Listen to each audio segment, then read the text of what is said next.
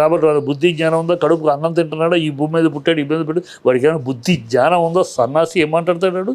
అక్కడ కాశ్మీర్లో జరిగిన దానికి కారణం హిందువులట. హిందువులు ఎక్కువైపోయి ముస్లిమ్స్ని తక్కువ చూపిస్తే ఆందోళన జరిగిందట. సిగ్గుదాడికి వాడు మనిషి అయినా వాడు పశువా, మనిషి పుట్టుక వాడు పుట్టింది వాదన. సిగ్గు శరం లేని దౌర్భాగ్య కాంగ్రెస్లు ఇలా మాట్లాడతారు. వాడేమో ఇంకోడేమో ఇక్కడ పాకిస్తాన్ మేము ప్రేమిస్తాం తప్పేంటి అని దయాకర్ తప్పేంటి అని అడుగుతాడు. ఇలా మనుషుల పశువుల కడుపుకు అన్నం తింటారా, ఈ తల్లి గడుపులు పుట్టారా, ఈ తల్లి గడుపులు పుట్టిన పుచ్చొక్కాయలు కాదు ఈ దరిద్రులు కాంగ్రెస్లు.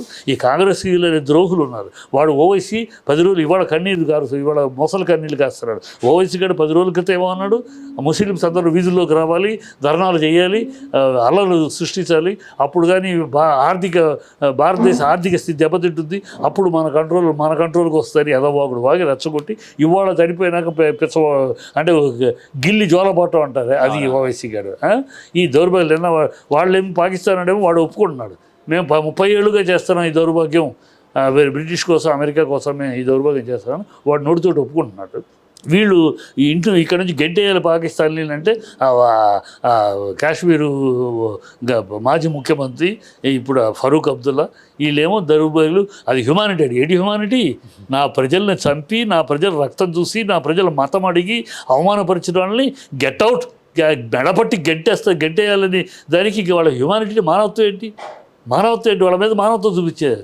నా దేశ ప్రజలు చంపి, నా దేశంలో రక్తం చిందించిన ఆ దౌర్భాగ్యుల్ని, ఆ దుర్మార్గుల్ని, ఆ దుండగిల్ని, నీచ నికృష్ట భ్రష్ట వాళ్ళని తరిమి కొట్టకుండా వాళ్ళ మీద మానవత్వం చూపించాలి. సిగ్గు శర ఉండదు ఆ ఫరూక్ అబ్దుల్లాకి.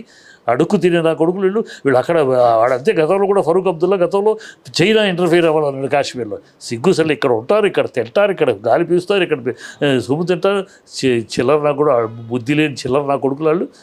ఫరూక్ అబ్దుల్లా గారు, ఆ అమ్మాయి ముఫ్తీ, ఎస్ఏఫ్ఎస్ కాశ్మీర్, వీళ్ళు వాళ్ళు వేసే ఎంగిలి మెతుకుల కోసం పాకులాడే చిల్లర పురుగులు వీళ్ళు. ఈ దేశం కడుపులు పుట్టిన పుచ్చొక్కాయలు ఇలాంటి బాబతులు వీళ్ళందరూ ఈ ఇంటర్నల్ శక్తులు.